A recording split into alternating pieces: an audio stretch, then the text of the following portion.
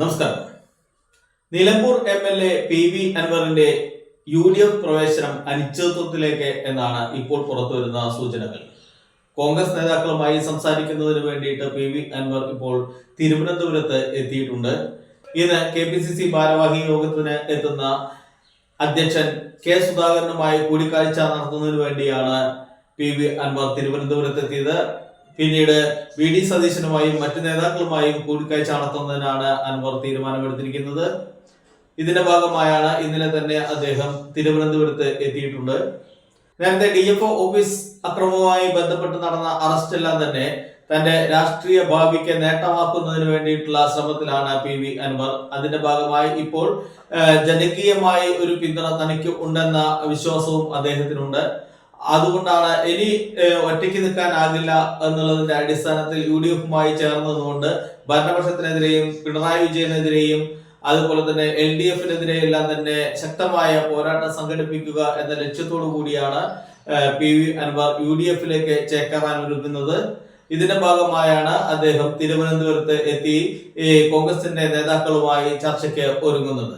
നേരത്തെ പാണക്കാട് മുഹമ്മദ് അലി ശിഹാബ് തങ്ങളുമായെല്ലാം തന്നെ അദ്ദേഹം കൂടിക്കാഴ്ച നടത്തിയിരുന്നു. ലീഗിനും PV അൻവറിനെ UDFിലേക്ക് എടുക്കണം എന്നുള്ള ഒരു ആഗ്രഹം നിലനിൽക്കുന്നുണ്ട്.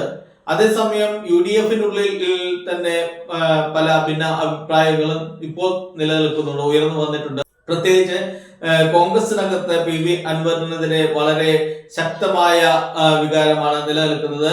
ഇപ്പോൾ തിരക്കിട്ട് PV അൻവറിനെ UDFിലേക്ക് എടുക്കുന്നതിനുള്ള തീരുമാനം എടുക്കരുത് എന്നാണ് പലരും വ്യക്തമാക്കുന്നത്.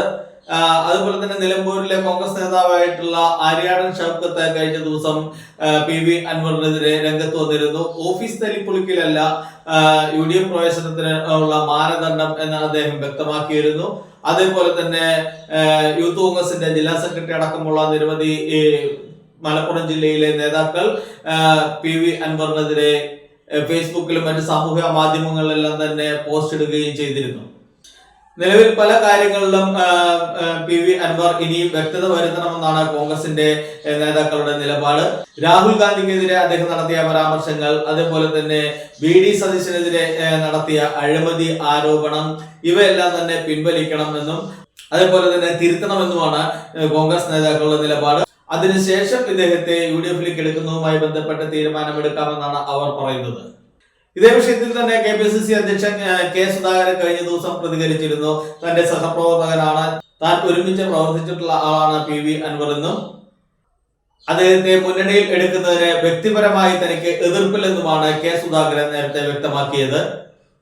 അതേസമയം അൻവർ ഉയർത്തിയ രാഷ്ട്രീയ വിഷയങ്ങളിൽ യോജിപ്പുണ്ടെന്നും എന്നാൽ അദ്ദേഹത്തിന്റെ മുന്നണി പ്രവേശനം ഇതുവരെ തീരുമാനമായിട്ടില്ലെന്നുമാണ് രമേശ് ചെന്നിത്തല വ്യക്തമാക്കിയിട്ടുള്ളത്.